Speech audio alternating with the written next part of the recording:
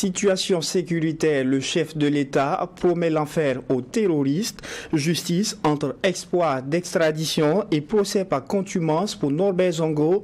Et enfin, Sénégal, la justice réintègre Ousmane Sonko pour la course à la présidentielle.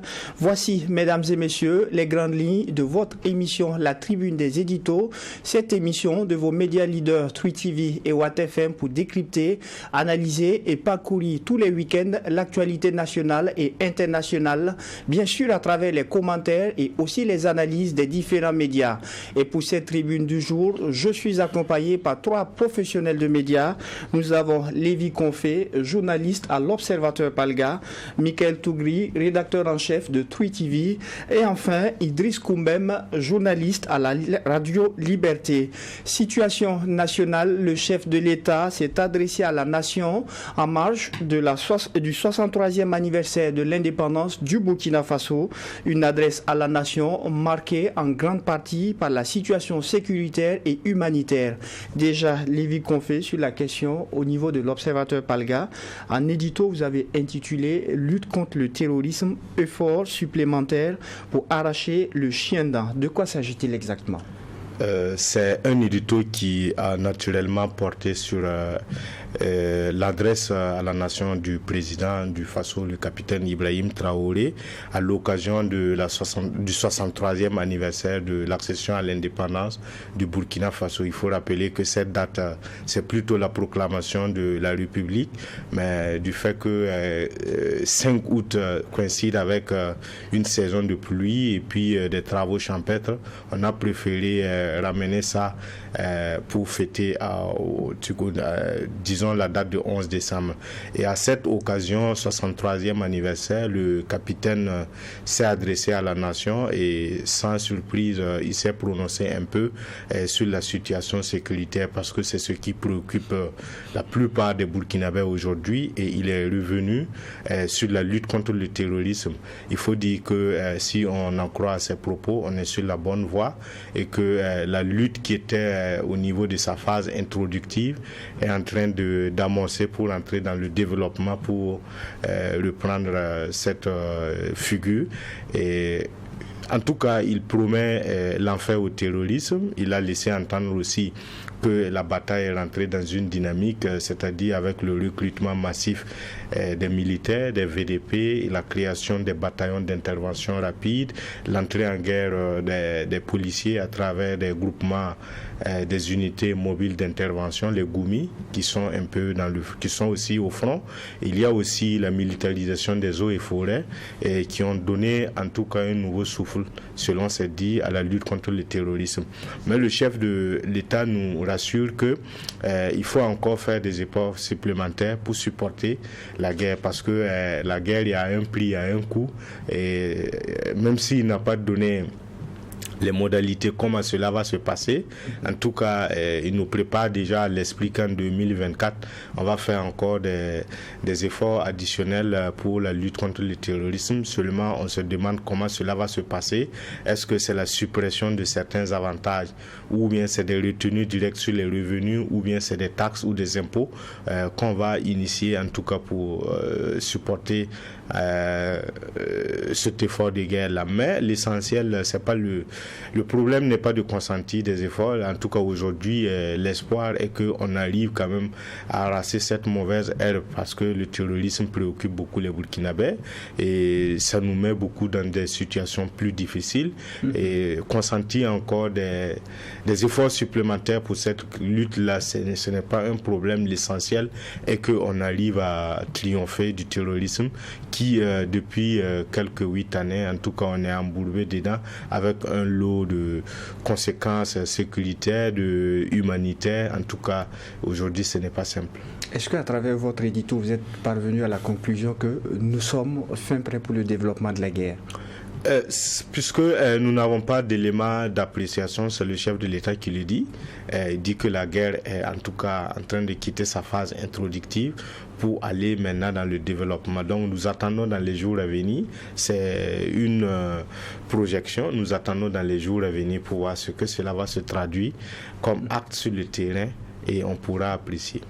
Michael Tougri, le décor est ainsi planté. Vous, quelle est l'appréciation que vous faites de ce discours du chef de l'État en marge du 63e anniversaire de l'indépendance, notamment en ce qui concerne l'aspect sécuritaire? Je pense que lorsque vous écoutez à chaque fois la sortie du président de la transition, il est resté dans son registre. Voilà, c'est un discours que lorsque moi j'ai écouté, c'est quelqu'un qui ne fait pas de la langue de bois. Il dit ce qu'il pense. Et lorsque vous regardez le discours, vous voyez que ça a été préparé. C'est quelqu'un qui n'aime pas trop la récitation, les feuilles, les documents qu'on lui donne. Vous savez qu'à chaque fois, il a dû improviser pour parler, comme il aime le dire, lorsqu'il prêtait serment au Conseil constitutionnel. Il parle avec son cœur. Et c'est ce que moi j'ai perçu dans ce discours, avec beaucoup d'engagement.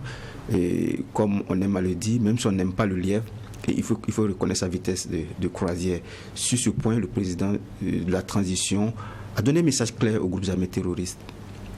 Il leur a dit de déposer les armes et de revenir au sein de la République.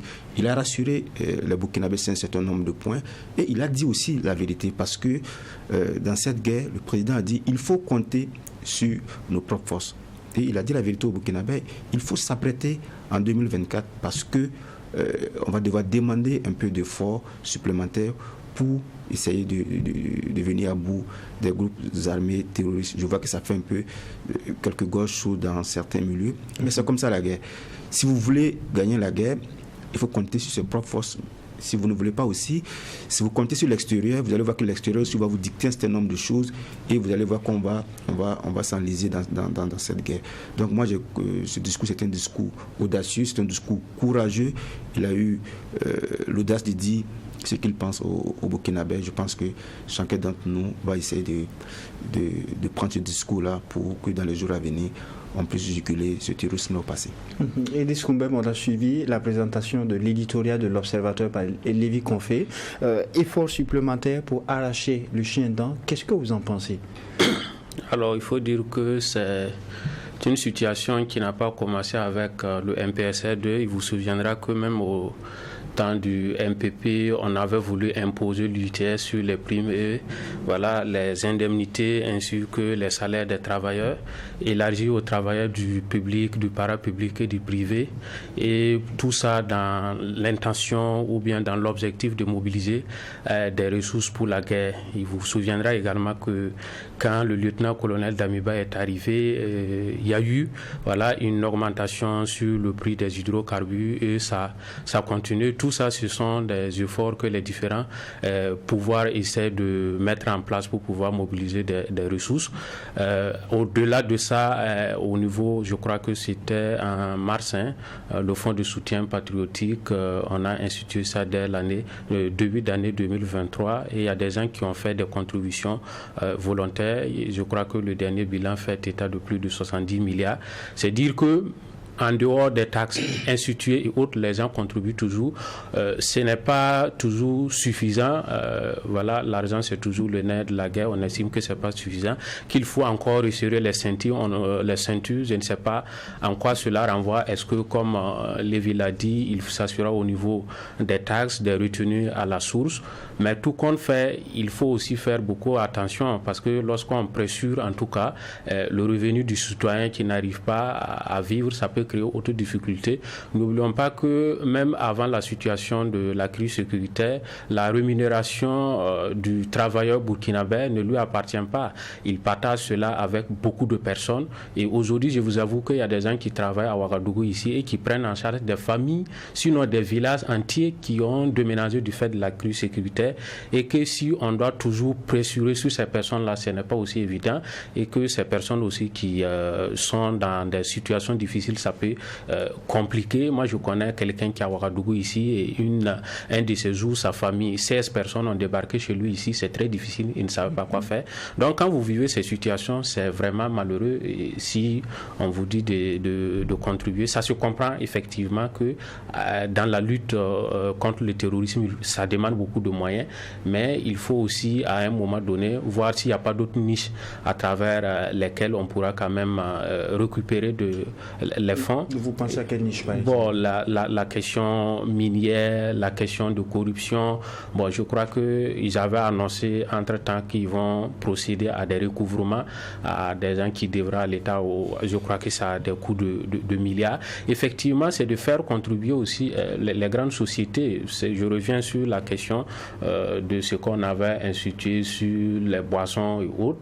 Voilà, au lieu d'instituer par exemple comme ça, il faut que ces personnes-là contribuent à des pourcentages donnés en fonction de leurs revenus. Vous avez aujourd'hui le Fonds minier de développement local aussi qui est là. Je reviens sur la question des mines qui est aujourd'hui à 1%. Pourquoi avec le nombre de sociétés minières que nous avons, si le gouvernement en tout cas mettait la pression pour que ces sociétés contribuent ne serait-ce qu'à 2, ça va faire beaucoup plus que les 1% même de part les 70 milliards. On ne perd pas de vue aussi le fait que ces sociétés minières sont un peu en difficulté du fait de l'insécurité justement? Bon, en tout cas pour le moment, les mines qui ont fermé du fait de l'insécurité ne sont pas nombreuses et quand ils regardent, même les chiffres d'affaires qu'ils donnent officiellement montrent que voilà, l'exploitation minière continue, en tout cas une hausse en termes de revenus et d'exploitation de ce qu'ils gagnent. Donc c'est demander aussi à ces sociétés-là qui sont des grandes sociétés qui, à leur petite contribution, peut être plus grande que ce que la population peut contribuer. Et les 100 francs qu'on coupe, c'est bien. Mais une société qui augmente sa contribution même de 0,5%, ça dépasse largement peut-être les 70 milliards que nous avons contribué tout au long de l'année. Donc, effectivement, on peut essayer aussi de voir ce côté-là pour mobiliser les ressources. Et pour les taxes aussi, il faut revoir aussi la question aussi de ceux qui sont au pouvoir aussi. Parce que les membres du gouvernement, quoi qu'on dise, c'est pas qu'ils n'ont pas clairement aujourd'hui aussi diminué leurs revenus. C'est sur la base du décret, la loi de 2008. Ils sont revenus sur cette loi. Ils sont revenus sur cette loi. Voilà, ils sont revenus sur cette loi. Maintenant, bon, c'est vrai que les autres États allaient au-delà, mais revenir respecter la loi, moi je trouve que le contexte actuel où on demande aux gens de contribuer plus ne suffit pas. Il faut qu'eux aussi à leur niveau, ils revoient ça. Il y a la question des 6 mois qu'on donne après. Il faut revoir tout cela aussi pour montrer aussi l'exemple que aussi ils sont dans cette dynamique de contribuer aussi, de serrer la ceinture. Est-ce que vous... Il y a aussi ce que Combem dit, le fonds de développement minier, il faut expliquer que ce fonds-là, je pense qu'il a été, le gouvernement a essayé de revoir au sein de ce fonds parce qu'il était reversé aux communes pour le développement. Mais certaines communes sont sous emprise des groupes armés terroristes. Mais je pense qu'il y a une partie du fonds que le gouvernement a récupéré pour injecté dans le fonds de soutien patriotique. Il a parlé des 1%. Non, mais je pense que le fonds, c'est 1%.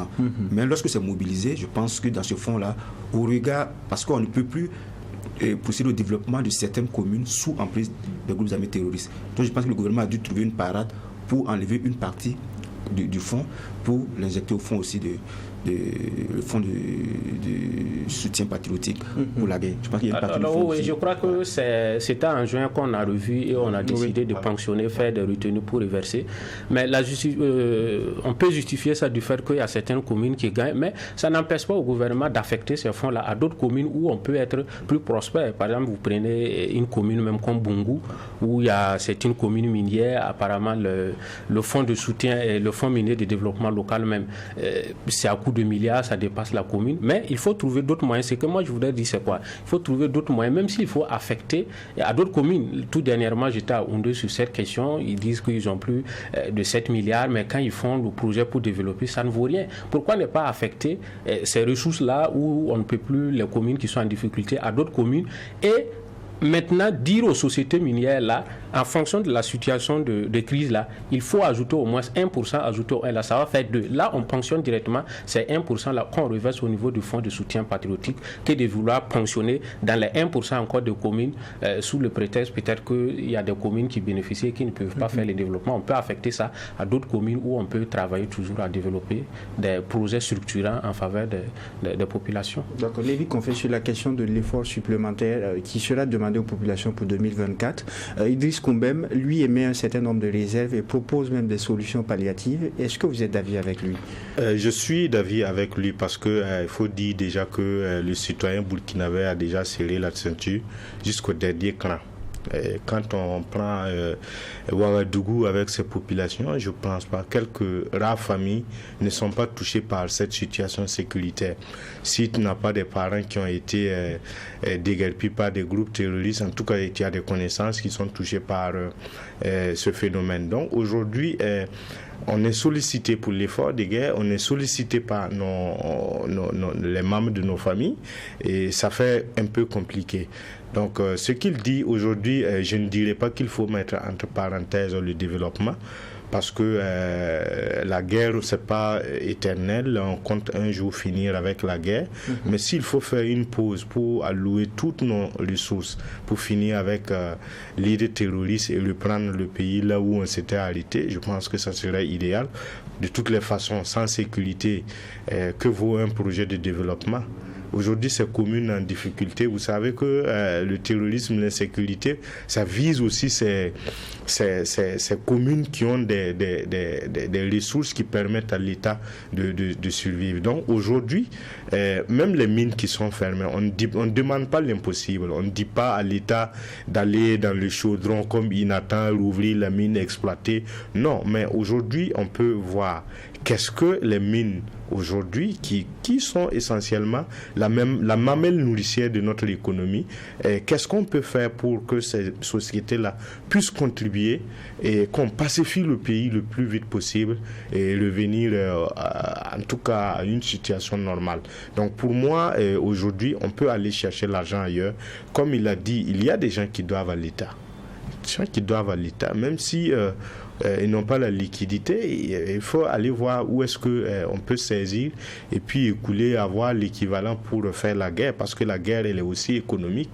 Voilà, tous les jours, quand il faut frapper, c'est de l'argent qu'on dépense. Quand il faut aller mener la guerre au front, le carburant, les munitions, l'entretien des hommes et tout ça, la prise en charge des hommes, il y a un coût.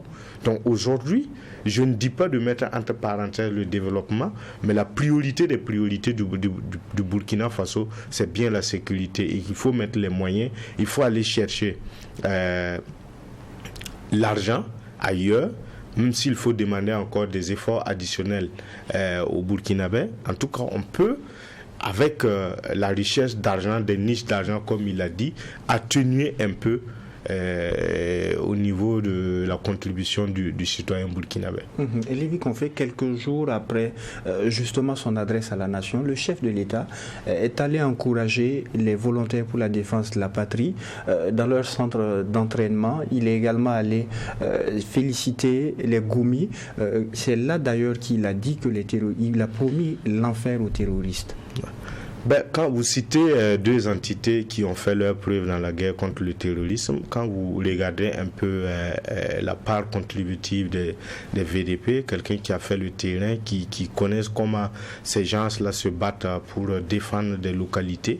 Certains même, ce n'est pas leur localité d'origine, mais ils se donnent corps et âme pour préserver quand même la sécurité dans ces localités. Donc il faut dire que le recrutement des volontaires a quand même donné un coup de pouce à notre lutte contre le terrorisme. C'est vrai que les militaires se battaient déjà, mais ce n'était pas suffisant parce que il faut dire que notre armée auparavant n'était pas préparée pour cette guerre, n'avait pas eu une idée de cette guerre. Donc je ne dirais pas que c'était pas une armée, mais aujourd'hui, avec l'appui des volontaires contre le terrorisme, c'est vraiment un coup de pouce. Et il faut dire aussi que la police qui est rentrée dans la lutte contre le terrorisme, la lutte a pris une tournure parce qu'il faut dire que ces policiers, c'est des gens qui servent au sein des populations, qui connaissent bien les localités, parfois plus que nos militaires, parce que un militaire, tu as été formé, mais tu es dans les casernes, dans des régions militaires bien précises. Mais le policier qui est à proximité de la population, il connaît bien le terrain, c'est comme les eaux et forêts. S'il faut aller dans les zones forestières pour faire la guerre contre le terrorisme, ils connaissent mieux les pistes que les militaires ou les gendarmes ou les policiers. Donc, dans cette lutte-là, il n'y avait pas à dire, voilà, c'est nous qui devrons faire la guerre. Tout le monde, que ce soit les paramilitaires et puis les militaires, ils devraient voulaient être engagés au même titre dans la lutte contre le terrorisme dès le départ. Ça n'a pas été le cas, mais aujourd'hui on le fait, Dieu merci. Mais je pense que cela a permis quand même d'amorcer une tournure dans la lutte contre le terrorisme. Donc pour moi, ces deux entités-là, ils ont été à un moment donné même le fer de lance de la lutte contre le terrorisme, parce que je sais de quoi je parle pour avoir côtoyé des volontaires. Vous prenez une localité comme Arbinda, n'eût été les VDP, des gens qui se sont engagés volontairement. Arbinda, aujourd'hui, qui s'apparente à un îlot de paix dans un Sahel désertique. Koutougou est parti. Quand vous repartez vers Guibo, il y a beaucoup de localités qui sont parties. Donc aujourd'hui, on connaît bien la valeur de ces VDP parce que j'ai toujours dit, ces gens qui défendent leur territoire, qui défendent leur village, il n'y a pas de prix pour ça. Ils mettent le cœur, ils mettent vraiment l'énergie qu'il faut. Et je pense que c'est à saluer. Et je profite d'ailleurs pour saluer la mémoire de tous ces VDP qui se sont sacrifiés pour qu'aujourd'hui, nous sommes encore en sécurité à Ouagadougou pour mener nos activités. Et les policiers aussi, je peux dire qu'ils ont été, en tout cas j'en connais beaucoup, c'était vraiment, ils ont donné le meilleur jusqu'au sacrifice suprême. On en connaît Yamba, on connaît un peu ce qui s'est passé dans le Koulpelgo. On a vu beaucoup de reportages montrant ces hommes à l'œuvre. En tout cas, ils ont apporté leur tous. Et moi, je pense que c'est à saluer à la hauteur de leur bravoure. Et justement, bravo pour lequel le chef de l'État, il a promis. Et hier, à l'Assemblée législative de transition, le ministre en charge des Finances l'a dit, pour compter de janvier 2024, ça passe de 60 000 à 80 000. Bon à prendre. Oui, même là, je peux dire que 80 000 francs, ce n'est pas suffisant parce que quand on connaît les réalités de notre pays, un VDP, c'est d'abord quelqu'un qui était un agriculteur ou un éleveur qui abandonne tout ça pour aller faire la guerre. Je pense que 80 000 francs, bon, c'est bon, mais ce n'est pas encore arrivé. Mais comme on le dit, c'est l'amélioration, ça viendra avec le temps et c'est quelque chose que j'apprécie parce que je pense que 80 000 francs par rapport à une vie, c'est d'abord l'amour pour la patrie, c'est d'abord le patriotisme qui guide un peu tout, sinon l'argent qu'on donne, pour moi, c'est pas ça qui compte. Alors, Michael Tougri, juste après son adresse à la nation, quelques jours après, le chef de l'État, qui s'est rendu auprès des VDP, aussi auprès des Goumi, où effectivement il a encouragé, et c'est là qu'il a d'ailleurs promis l'enfer aux terroristes. Hier, au niveau de l'Assemblée législative de transition, ce qui était ressorti lors de l'adresse à la nation du chef de l'État s'est concrétisé. Le ministre a annoncé que pour compter de janvier 2024, eh bien, pour les VDP, la contribution, l'argent passe de 60 000 à 80 000. Oui, je pense que c'est une dynamique qui est engagée parce que lorsque vous suivez la déclaration du discours du chef de l'État, on a pratiquement fini d'équiper les VDP au nombre de 60 000, je pense, qu'on a recruté. Vous savez que l'équipement, c'est pratiquement fini. Donc, la manne qu'on va mobiliser à partir de 2024, qu'est-ce qu'on va faire? C'est pas pour acheter encore de l'armement, peut-être des munitions qu'on va acheter. C'est plus des armes de poing, des kalachnikovs qu'on va acheter parce que je pense qu'aujourd'hui, pratiquement tous les VDP, peut-être un nombre restreint, tout le monde a déjà son équipement de guerre. Donc, c'est plus facile de mobiliser de l'argent et d'augmenter le salaire des VDP. Lorsque vous prenez, le ministre disait qu'ils sont autour de 60 000. S'ils touchent 60 000 francs, donc par mois, on a 3 milliards 600 millions qu'on les paye. Alors que lorsqu'on fait le dernier point, on a 70 milliards. Donc du coup, vous voyez avec l'achat du matériel militaire pour chaque personne, donc actuellement, c'est-à-dire si on reste dans cette proportion de 70 milliards à partir de janvier, même si on envoie à 80 000, c'est-à-dire que par mois, les 60 000 VDP seront autour de 4 milliards 800 millions. Donc ça veut dire que c'est bon à prendre. Mais ce que je vais dire, il faut que les gens retiennent aussi, c'est une prime, c'est pas un salaire, ce qu'on va on leur reverse, c'est une prime.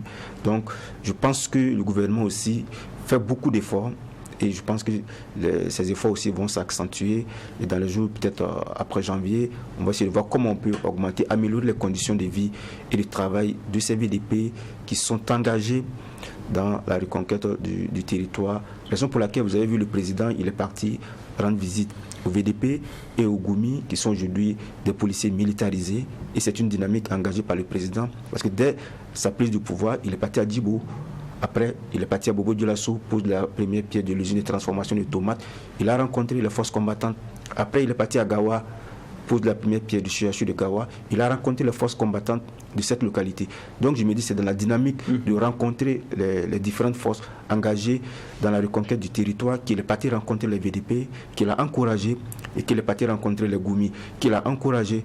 Et je pense que, connaissant un peu la physionomie du président de la transition, c'est pas exclu qu'il fête les fêtes de fin d'année sur le théâtre des opérations en compagnie des forces combattantes qu'il va encourager, parce que pour lui, il faut rapidement mettre fin à cette guerre. D'accord. On termine sur le sujet avec vous, Idriss Koumbem. Quelle est votre appréciation par rapport à cette visite du chef de l'État auprès des VDP et des Goumi, et aussi le passage de 60 000 à 80 000 pour nos VDP? Alors d'abord, pour ce qui concerne la visite au niveau du centre de formation des VDP et des policiers du Goumi, je crois que c'est quelque chose de normal, un peu, j'allais dire, de quotidien qu'il fait. Hein. Il fait des sorties sur le terrain au niveau des casernes et autres. Maintenant, la spécificité de ces deux entités, comme on le dit, c'est qu'on peut dire que c'est des nouvelles entités qui sont rentrées en guerre avec la militarisation un peu de la police, et aussi les VDP bien équipés, bien armés. Il faut dire que c'est une revendication de beaucoup de personnes et d'organisations depuis longtemps. Quand on militarise, on donne assez de l'armement aux policiers. Il vous souviendra que dès les années 2020, il y a eu des syndicats de policiers comme l'APN qui avaient réclamé, en tout cas, qu'on dote du matériel assez conséquent, parce que les policiers étaient, en tout cas, à la première ligne aussi dans la lutte contre le terrorisme. Ça leur a valu toutes les souffrances du monde, jusqu'à ça conduit à des licenciements et autres. Aujourd'hui, en tout cas, l'histoire leur donne raison, et ça montre qu'il fallait aller à cette étape, parce que, comme Lévi l'a rappelé, en termes de maillage du territoire, la police est plus représentée que les autres entités. Donc si on les mettait à contribution dès le départ, ça pouvait quand même faciliter beaucoup de travail. Et c'est dire aussi que même aujourd'hui, il y a certaines localités que moi je connais, même les VDP sur le terrain communaux, c'est sous la conduite des policiers qui sont au niveau des communes, qui les conduisent et qui mènent les opérations. Ça veut dire que l'entrée de ces deux entités-là peut vraiment contribuer à apaiser la situation dans beaucoup de localités. Par rapport aux primes qui passent de 60 000 à 80 000, c'est toujours bien. Mais il faut rappeler qu'avant même qu'il n'y ait des primes, il y a eu des gars qui s'étaient déjà engagés volontairement par le sacrifice, le patriotisme, et qui ont commencé même comme les Korloyo. Et après, beaucoup de Korloyo se sont reconvertis quand il y a eu les attaques terroristes. Pour défendre la patrie, ils n'attendaient rien de retour. Après, je crois qu'au temps de Rock, c'était 20 000 francs. Voilà, ils ont pris ça. Après, c'est venu à 60 000 francs. Après, on dit que ça sera 80 000 francs. C'est toujours bon à prendre. Voilà, c'est pour les encourager. Sinon, c'est pas des questions de primes ou d'argent qui peut véritablement récompenser les efforts qu'ils font sur le terrain. C'est un sacrifice, un sacerdoce, et on les félicite pour cela. Et l'objectif est que vraiment, s'il y a les moyens, on améliore vraiment leurs conditions de vie, parce qu'ils ont tout abandonné. Je connais des étudiants qui ont laissé leurs études pour aller s'enrôler. Il y a des travailleurs qui sont repartis pour défendre. Donc toutes ces personnes-là, je ne crois pas que c'est forcément les motivations pécuniaires qui les envoient à ce niveau-là. Ils se sont engagés. Mais si on peut améliorer, voilà, s'il y a les ressources, les gens contribuent, voilà, et à la limite aussi, pour ne pas aussi les mettre dans des difficultés, pour améliorer leurs conditions de vie, moi je ne vois pas de mal en cela, c'est toujours bien. Force et courage donc à nos unités combattantes qui font un travail incommensurable sur le terrain.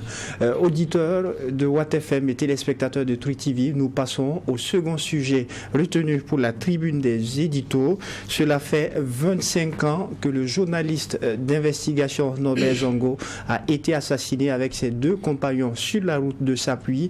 25 années au cours desquelles la justice se fait toujours attendre.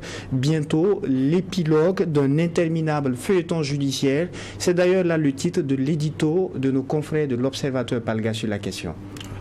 Il faut dire que l'affaire Norbert Zongo, ça ne date pas de maintenant, depuis 25 ans, mais avec beaucoup de rebondissements politico-judiciaires. On se rappelle qu'après le dimanche 13 décembre 1998, il y avait une organisation qui avait vu le jour.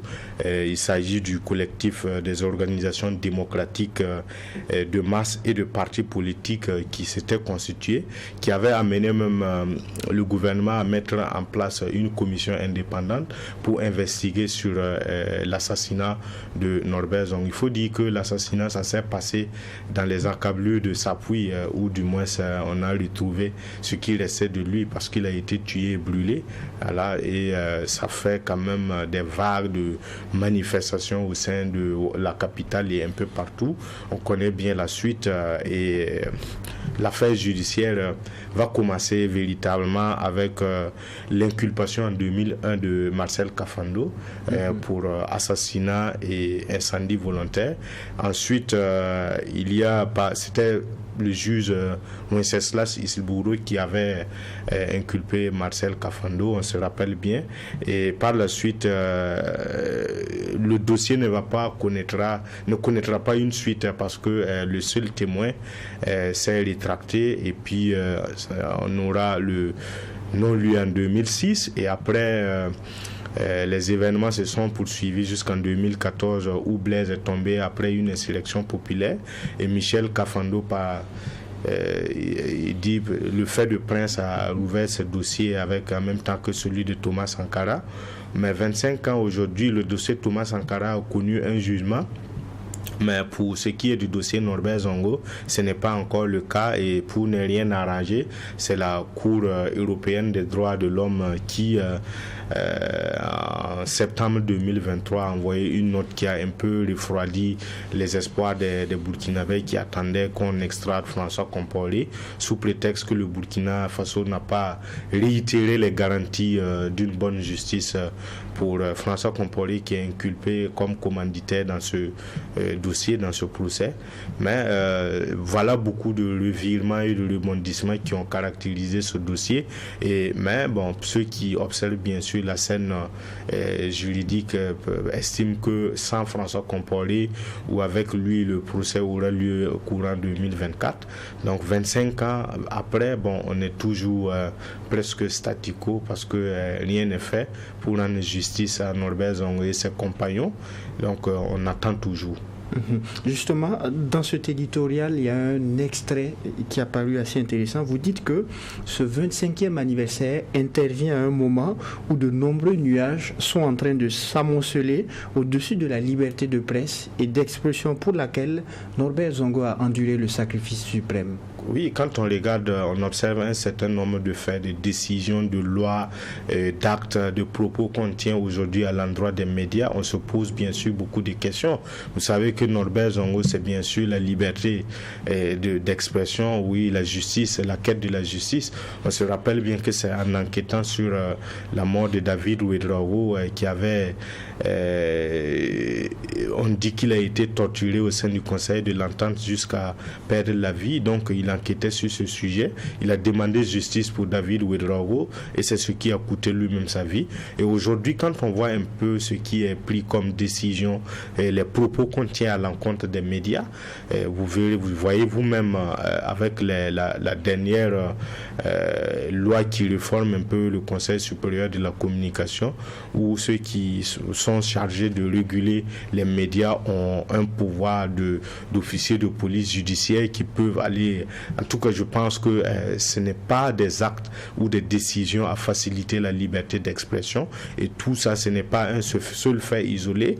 Il y a beaucoup d'actes qui sont posés quand même, qui entravent quand même la liberté d'expression des médias. Et c'est tout cela qui est qualifié de nuage qui ne facilite pas l'expression de la liberté des médias aujourd'hui ou des journalistes aujourd'hui au Burkina Faso. Donc ce n'est pas un secret, c'est connu de tous. Alors, Michael Tougri, 25 années après, la justice se fait toujours attendre pour Norbert Zongo. Et cette commémoration intervient à un moment où, selon nos confrères de l'Obs, il y a des nuages qui s'amoncellent au-dessus de la liberté de presse et d'expression au Burkina. Oui, mais Lévi l'a dit, il a bien illustré ses propos. tout le monde, on voit ce qui se passe avec le gouvernement de transition. C'est pas simple, même si de leur côté ils disent que non, leur volonté c'est pas de remettre en cause la liberté d'expression. Mais lorsque vous regardez dans les rédactions, c'est pratiquement de l'autocensure que les gens mènent pour ne pas avoir de problème avec le gouvernement. C'est triste. C'est pas pourquoi nous sommes arrivés à ce point, parce que on a une ministre de la communication aussi qui aime bien cette notion de liberté. Mais comme il se retrouve de l'autre côté, bon, je sais pas, la chaise là où il est assis, je sais pas qu'est-ce qui se passe là-bas, mais c'est malheureux de voir un peu toute cette décision, réforme la loi sur le Conseil supérieur de la communication. On annonce encore des réformes au niveau du CSM. Tout ça facilite pas la tâche dans le sens des questions de liberté de presse et d'expression. Lorsque même vous écoutez les émissions interactives, souvent c'est pas très simple. Surtout quand tu es journaliste, c'est vraiment très difficile de travailler. Il y a des positions que tu n'as pas envie de prendre parce que ça risque de revenir avec beaucoup d'explications. Les gens sont de plus en plus dans l'autocensure. Et je suis sûr que ce n'est pas fait pour arranger le gouvernement de la transition. Le gouvernement de la transition devrait accepter les critiques des uns et des autres. C'est ce qui permet de corriger ou de lutter. Sinon, si c'est à chaque fois, il faut vouloir contrôler les médias, je pense que c'est difficile. Certains régimes ont tenté de le faire, mais ils ont payé le prix. Et d'ailleurs, on le découvre quand vous parlez d'émissions interactives avec le mot à dire sur Watt FM de David Nana du lundi au vendredi à 7h20. Et justement, par rapport à la question de Norbert Zongo, on est en train d'évoluer vers un jugement par contumace. Oui, je pense que c'est pas le premier dossier. On a vu le dossier Thomas Sankara. Blaise n'était pas là. Le verdict est tombé. Il n'a même pas commenté, il n'a même pas fait appel. Je ne sais pas si les juges pourront me corriger. Donc, ça veut dire que le dossier, c'est vrai qu'on cherche justice pour Norbert Zongo, mais François Compaoré n'a rien à cirer avec ce dossier. Lui, ça ne lui dit absolument rien. Il est de l'autre côté. Après, il va trouver peut-être des parades, soit pour prendre la nationalité française, soit pour prendre la nationalité ivoirienne. Tout le monde sait que les Ivoiriens n'extradent pas les nationaux. Donc, c'est-à-dire que même s'il est du côté de la Côte d'Ivoire et que même s'il est condamné, il ne viendra pas purger sa peine au Burkina Faso. C'est juste qu'il est condamné. Il va continuer toujours à mener ses activités. Mais ce qui serait intéressant, c'est que c'est l'aboutissement d'un processus qui aura duré 25 ans. Et il y a des leçons aussi à tirer aussi dans ce crime de Sapoui. Et puis aussi, c'est de dire aussi que si vous commettez un acte crapuleux comme celui de Norbert Zongo, vous aurez beau courir, tôt ou tard, vous allez finir par vous arrêter parce que la justice va être rendue, même si ce n'est pas à contumace, et que le principal suspect, notamment le frère cadet de l'ancien président Blaise Compaoré, même s'il n'est pas là physiquement, il aura cette charge morale sur sa tête parce qu'il serait condamné dans ce dossier-là. Bon, pas condamné, parce qu'il aura des avocats. Bien sûr. Il aura des avocats qui vont plaider et à la fin, les juges vont tirer les conséquences des preuves qu'on les aura remis. Mais ce serait mieux que Norbert Zongo, que François Compaoré vienne à la barre expliquer sa part de responsabilité ou de non-responsabilité dans cette affaire de Sapoui. Alors, Idriss Koumbem, finalement, on aurait compris, avec la décision rendue par la Cour européenne des droits de l'homme, François Compaoré ne peut être extradé, mais à qui la faute finalement ?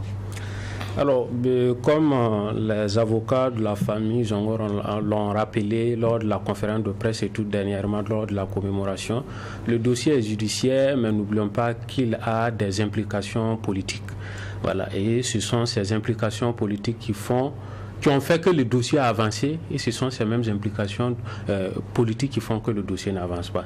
Il vous souviendra qu'au temps du MPP, de Roch-Marc Christian Kabore, c'est au cours de cette période véritablement où le pays, le Burkina, était en tout cas en de bons termes avec la France, qu'on a eu vraiment les décisions d'extradition et autres, jusqu'à confirmer par le Premier ministre, tout ça. Et effectivement, le changement est intervenu le 24 janvier 2022 avec le coup d'État du MPSR 1 a un peu ralenti les choses, et cela en tout cas est la décision de la Cour européenne des droits de l'homme rendue le 7 septembre dernier dit clairement que le gouvernement du MPSR2 n'a pas réitéré les garanties quant au respect des droits de François Compaoré si toutefois il venait à être extradé au Burkina. Je crois qu'à l'issue de la communication de la décision de la Cour européenne, le gouvernement à travers le ministre de la Justice a fait une sortie pour expliquer. Le gouvernement ne confirme pas ou n'infirme pas les dires selon lesquels il n'a pas réitéré, mais il dit qu'il n'a pas connaissance. L'État burkinabé n'était pas partie prenante dans cette affaire. Exactement, c'est la France qui est partie prenante, mais c'est le gouvernement burkinabé qui devrait fournir des éléments, en tout cas de preuves à la France pour que la France puisse appuyer la position du Burkina auprès de la Cour européenne des droits de l'homme. Si ça n'a pas été fait, c'est difficile. Et au regard aussi, comme je l'ai dit, actuellement des relations entre le Burkina et la France est quand même extrêmement tendu et nous ne sommes pas en de bons termes. Donc ça complique en tout cas cette question. On voit mal comment, même après la décision de la Cour, c'était la France qui pouvait faire appel, mais on voit mal dans ces circonstances-là la France faire appel. Alors que selon en tout cas des juristes, 3 mois après la décision devenait définitive, c'est-à-dire à partir du 7 septembre jusqu'au 7 décembre, la décision de la Cour européenne devient définitive jusqu'à ce que la France introduise une autre procédure. Donc c'est-à-dire qu'à l'étape actuelle, on ne peut pas extrader François Compaoré, d'où effectivement en tout cas l'analyse des avocats de la famille de tenir peut-être le procès par contumace, parce qu'en 2017 il vous souviendra qu'il y a je crois 3 personnes également, des soldats qui avaient été inculpés également dans l'affaire. Il y a un qui est décédé courant 2021. Donc s'il n'y a pas de possibilité ou bien de lueur d'espoir de ce que François Compaoré soit extradé vers le Burkina, et ceux qui sont là, beaucoup meurent également, c'est mieux de juger par contumace sans François Compaoré, et tirer les conséquences de droit qui s'imposent en la matière. Tout compte fait, ça sera en tout cas une justice rendue, mais on n'aura pas la vérité. Mais je crois que même si on a la justice, qu'il n'y a pas la vérité, comme il a dit, moralement, François Compaoré, en faisant toutes ces manœuvres-là, se repose clairement de quelque chose. Sinon, c'était une grande occasion pour lui de venir se présenter à la justice de son pays et, en tout cas, se blanchir. Mais s'il ne veut pas le faire, on ne peut pas aussi le forcer pour cela. Il faut faire sans lui. Dernière question avec vous avant de passer au dernier sujet pour cette tribune. On a vu cette manifestation d'organisation de la société civile vers l'ambassade de France afin d'exiger que François Compaoré soit extradé. Est-ce à dire que les dés sont jetés sur cette affaire et que ça n'aura pas servi à grand-chose? Effectivement, le 13 décembre, hormis comment dirais-je, la CCVC et en tout cas le collectif des organisations démocratiques de masse et des partis politiques CODEMPP qui sont allés faire le dépôt de gerbes de fleurs, de recueillement, ensuite un panel. Il y a eu effectivement des organisations de la société civile qui se sont présentées à l'ambassade de la France et demandé à ce que la France puisse accélérer, mettre la pression. Si cela peut en tout cas avoir de la voix pour que la France puisse intervenir, parce que comme on le dit, c'est la France qui est partie dans ce procès-là, ça sera en tout cas une bonne chose, mais véritablement je ne vois pas en quoi cette action-là allait demander puisse contraindre par exemple les autorités françaises à réintroduire un autre recours pour que François Compaoré soit extradé. Donc et aussi ils ont fait leur contribution. Si ça porte fruit, tant mieux. Si ça ne porte pas fruit aussi, on va faire comme les avocats l'ont dit, juger le dossier par contumace. Et nous passons au dernier sujet retenu pour la tribune des éditos. Le tribunal de grande instance de Dakar demande la réinscription d'Ousmane Sonko sur les listes électorales pour les échéances électorales de février prochain. Sur la question, l'observateur Palga estime qu'il s'agit là d'une décision qui peut rabattre les cartes. Le feuilleton, c'est un autre feuilleton judiciaire, mais cette fois-ci qui se passe à Dakar, avec un opposant politique. Il faut clairement reconnaître que le dossier, il est aussi judiciaire que politique, parce que c'est celui-là même qui dérangeait un peu le pouvoir en place. Et nous avons tous suivi ce qui s'est passé. Il a d'abord été poursuivi pour viol d'une fille qui travaille dans un salon de massage. Puis on l'a vu être embastillé en juin 2023 pour atteinte à la sûreté de l'État et tentative de corruption de la jeunesse, si j'ai encore bonne mémoire. Donc depuis là, il était radié de la liste des candidats qui étaient en liste pour les élections présidentielles pour la succession de Macky Sall. Donc aujourd'hui, c'est le tribunal de grande instance de Dakar qui donne une décision juridique en faveur de l'opposant, parce que il ordonne sa réintroduction dans la liste électorale. La question qu'on se pose, est-ce que le temps qu'il a va lui permettre véritablement d'engager les parrainages qu'il faut et être à jour en 12 jours pour pouvoir prendre part en tout cas à cette échéance électorale. Mais de toutes les façons, c'est une grande étape qui a été franchie avec cette décision de Dakar, parce que quand même, il va revenir, même s'il n'arrive pas à porter candidature. On ne sait pas comment il va s'y prendre en 12 jours, mais en tout cas, ça change les choses au niveau du Sénégal.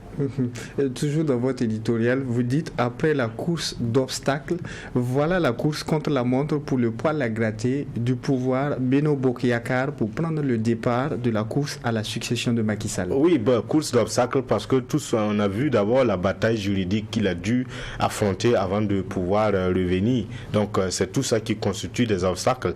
Aujourd'hui, c'est course contre la montre, parce qu'en 12 jours, on ne sait pas comment il pourra parcourir en tout cas tout Sénégal pour d'abord la reconquête des électeurs et ensuite mobiliser tous les parrainages pour se faire élire. Donc c'est vraiment la course contre la montre après cette décision.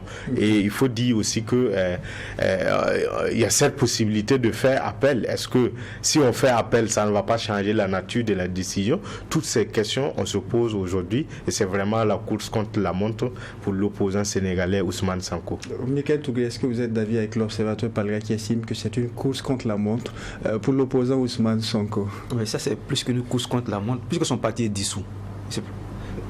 Donc, le PASTEF. Le PASTEF est dissous. Il y a ça qui est là. Il y a, je pense que l'État sénégalais, représenté par son avocat, peut faire appel. C'est-à-dire que s'ils font appel, est-ce que la décision du juge de Dakar est suspendue? Et lorsqu'on écoute les avocats, ils disent non. Même si l'État sénégalais fait appel, la décision du juge de Dakar est valable. Donc, il faut réintégrer Sonko. Alors qu'on sait aussi que dans cette affaire, il a dit c'est une décision, c'est un dossier judiciaire. Ça met un dossier politique. Parce que c'est le politique qui doit le réintégrer dans la liste électorale. Ils peuvent prendre le temps qu'ils veulent. Est-ce qu'on peut mettre la pression, la justice peut mettre la pression sur le politique pour dire non, il faut obligatoirement intégrer Ousmane Sonko? Donc c'est vraiment très très difficile. Mais au moins, il y a des leçons à tirer. Parce que lorsque vous regardez, c'est le prototype de l'opposant dans les pays francophones. Lorsque vous regardez les opposants qui dérangent, ils sont embastillés, on monte des dossiers, ils se retrouvent en prison, après ils ressortent. Et puis bon, ils terminent toujours au niveau de la magistrature suprême. Peut-être que c'est le cas de Sonko, peut-être que c'est le destin qui lui est réservé, mais on verra comment il va faire, parce qu'il a jusqu'au 25 décembre pour mobiliser ses parrainages. Je pense que c'est comme ça jusqu'au 26 décembre. Maintenant, je ne sais pas comment il va s'arranger. Son parti dissous, c'est vrai qu'il y a une coalition autour de lui. On attend de voir comment ça va se passer, mais je pense que ça sera extrêmement difficile pour lui. Même s'il s'en sort, il va laisser des plumes dans cette histoire-là. D'accord. Alors, Idriss Koumbem, quand on regarde, dès la décision de justice qui a été rendue, quand on fait le calcul, il a tout au plus 12 jours devant lui. C'est vraiment une course contre la montre. Quelles sont les chances d'Ousmane Sonko selon vous? Alors, c'est déjà très difficile du fait que son parti n'existe pas officiellement. Ça constitue en tout cas un goulot d'étranglement pour lui à la course pour se faire d'abord inscrire en tant qu'électeur éligible. Donc, En tout cas, ça va dépendre de la mobilisation. Les signatures également. Voilà, les signatures. Il faut près de 40 000 signatures. 44 500 et quelques signatures pour les parrainages. Ça va être vraiment très compliqué. Mais au regard de la position de son parti sur, en tout cas, l'échiquier politique sénégalais, on peut dire que bien que ça n'existe pas formellement, il a beaucoup de soutien, il y a beaucoup de force. Donc, si les gens se remobilisent et très rapidement et qu'il y a de l'entente, parce que souvent aussi c'est lorsque à un moment donné on pensait à vouloir porter maintenant le secrétaire général du PASTEF, un certain Ousmane Faye ou autre, voilà, à la tête. Donc s'il n'y a pas en tout cas des frustrations, des défections et qu'ils vont aller en rang uni, il peut en tout cas avoir de fortes chances de pouvoir réunir tout ce qu'on lui demande jusqu'à la date du 26 décembre pour pouvoir se présenter et aussi valider sa candidature pour les élections à venir. Je crois que, comme les uns et les autres l'ont rappelé, la course pour le pouvoir sur, en tout cas, nos républiques, c'est pas aussi très facile lorsqu'on sent que vous êtes engagé, déterminé, que vous pouvez faire.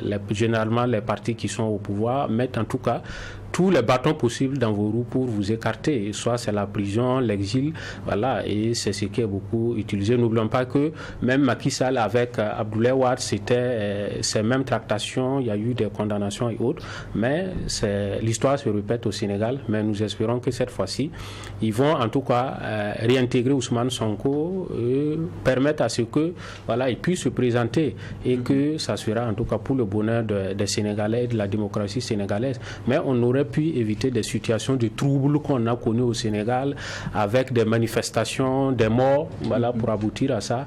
Vous voyez comment souvent c'est pas aussi intéressant de tirer toujours sur les fils, voilà, pour les casser et revenir à la case de part. Alors, Lévi Confé, on va terminer avec vous sur la question.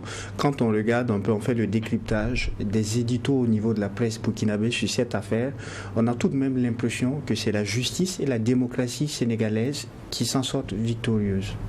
Oui, parce que cette situation qu'on a un peu observée depuis un certain temps, c'était quand même désolant pour un pays comme le Sénégal, et qui à un moment donné a donné quand même des gages de démocratie, l'exemple en tout cas au reste des pays de l'Afrique de l'Ouest. Donc c'était vraiment désolant de voir cette situation. On commence à poursuivre un opposant pour une question de viol. En temps, ça se transforme en autre chose. Il n'a jamais été condamné, à ce que je sache, pour cette histoire de viol.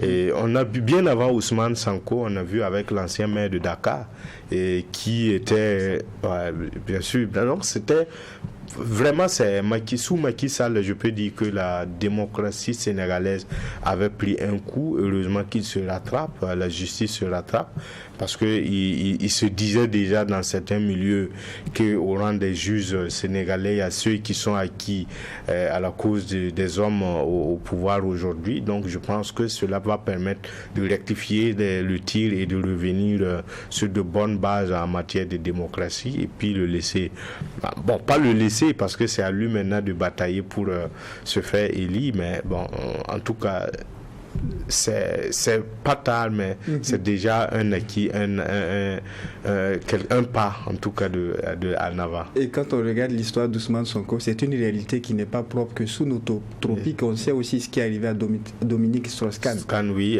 qui avait été dans un hôtel aux États-Unis. Bon, en tout cas, tout le monde connaît l'histoire, mais ce n'est pas simple. Ce n'est pas que c'est propre en tout cas, mais le politique, et ils sont pas toujours gentlemen. Et puis, c'est ça qui est désolant, en fait. Et c'est tout pour ce numéro de la Tribune des éditos, l'émission qui donne uniquement la parole aux professionnels des médias. Merci à vous qui l'avez suivi. Merci aux équipes techniques de réalisation. Et on se retrouve, Dieu voulant, le week-end prochain pour un autre numéro. Mais d'ici là, portez-vous bien.